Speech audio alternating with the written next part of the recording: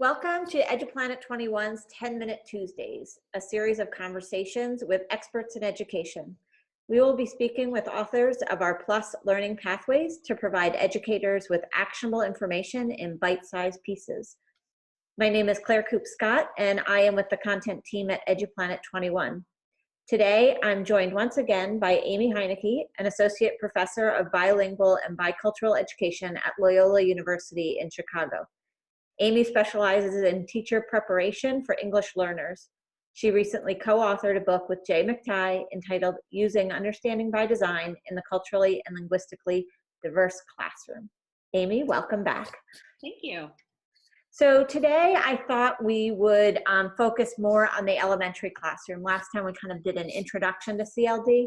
So I'd like to specifically talk about the elementary classroom today. Sure. So can you talk specifically about or describe what CLD awareness and adaptations look like in an elementary setting? Sure. So I'll talk a little bit about kind of the classroom environment and the classroom instruction. I think especially in the elementary setting, the classroom environment is particularly important when you have kids spending all day long in a room, and recognizing how particular things as far as classroom setup, what's on the walls, who they're working with in groups can be really important.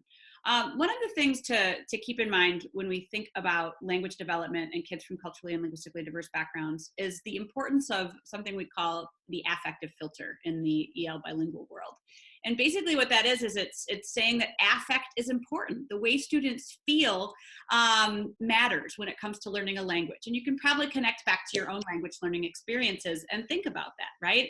If you feel safe and you feel welcome and you feel comfortable, you're more willing to take risks with your language, which is key if we're going to develop language over time. If you don't feel safe, if you don't feel welcome, if you don't feel valued, you're not going to feel you're not going to want to take those risks. You're not going to want to be there to have that motivation to learn. So the classroom environment is key in that regard. Building classroom community among students, getting kids to respect and enjoy one another, and really not just from the all students kind of colorblind perspective, but recognizing and valuing the unique cultural diversity and cultural identities that students bring into the classroom. This can be anything from what's on the walls to different ways that kind of cultural background is approached in the classroom, and not surface level cultural awareness, like let's do a potluck where we all bring a favorite food, but really valuing and recognizing the unique and diverse backgrounds that students bring in any number of ways. So that's one thing. Another thing is getting kids engaged in collaborative learning with one another.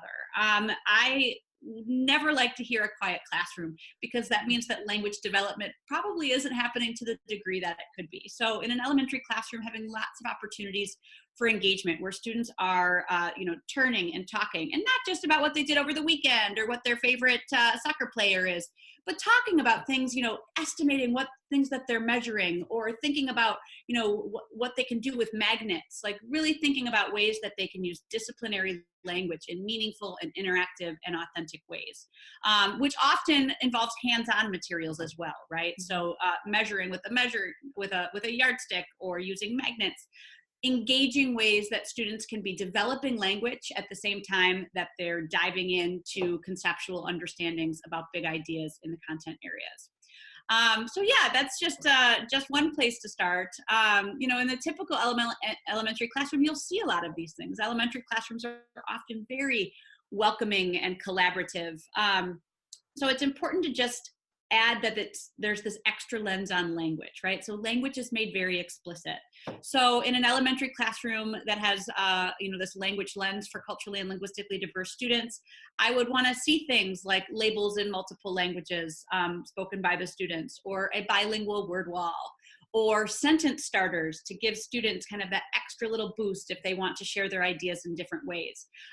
So still seeing that warm and welcoming and collaborative environment, but with those particular scaffolds to support students who are still developing English language proficiency. That's great. Do you have any success stories with specific teachers that you've worked with where you've seen them really make a shift and see success in that? Absolutely. I have so many success stories. One of my joys is working with teachers both at the university at Loyola University of Chicago, but also out in schools doing professional development. One school in particular that has just blown my mind, it's Bateman Elementary School, which is in the Albany Park neighborhood of Chicago. Incredibly diverse. Albany Park is one of the most diverse neighborhoods in Chicago. At this particular school, it's something like 95% of kids speak a language other than English at home. Many of them speak Spanish from countries all over Latin America, but there's a number of other languages as well. Probably about 6 years ago, the whole school made a real commitment to kind of espousing this language lens and learning more about how they can support culturally and linguistically diverse students. And what they've been able to do, and it's all been kind of teacher leader directed, has been really incredible. Starting off by looking at data and saying, who are our students? What are the home languages that they speak? How are we expecting them to engage in disciplinary content instruction in the classroom? And then finding very strategic ways to incorporate these scaffolds into their classroom instruction. Really kind of pushed forward by some incredible teacher leaders who are passionate about this work, and saying, like, let's figure out ways that we can bring students' home languages into the classroom work, because we know that's one of their primary resources. Using language objectives for every lesson to pinpoint where you want students to develop language in addition to where they want to develop content. So that's particularly been a really fun school to watch over the last few years. Mm-hmm.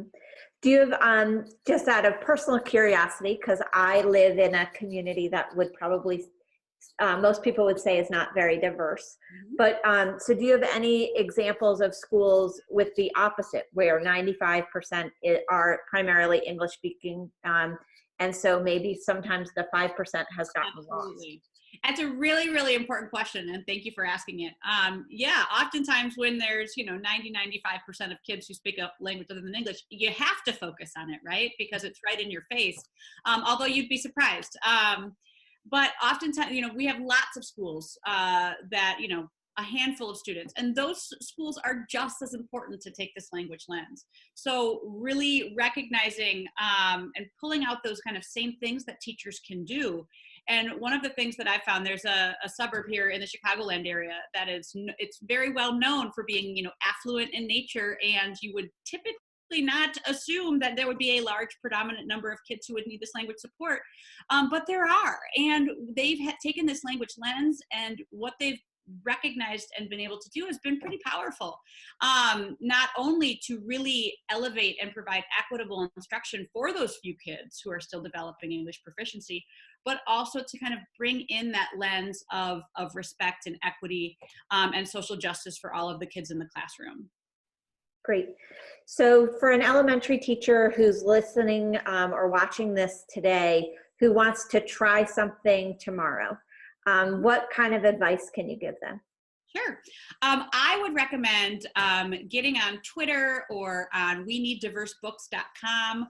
There are some incredible things going on right now in the field of children's literature with regard to cultural relevance, culturally sustaining texts, where we're reflecting different stories in children's books that have never been reflected to a great extent before.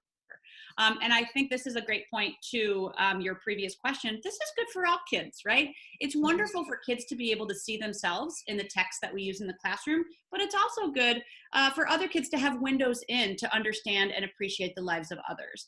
And so there's this, it's been a great passion of mine for a number of years, but it's been really fun over the last few years to watch the more and more authors and more stories be told. So, getting your hands on some great culturally relevant texts and being able to read those with your students, whether it's for a read aloud or guided reading, and seeing how amazing it is when they respond to either seeing themselves in text for the first time, perhaps, but also, hearing different diverse stories as well.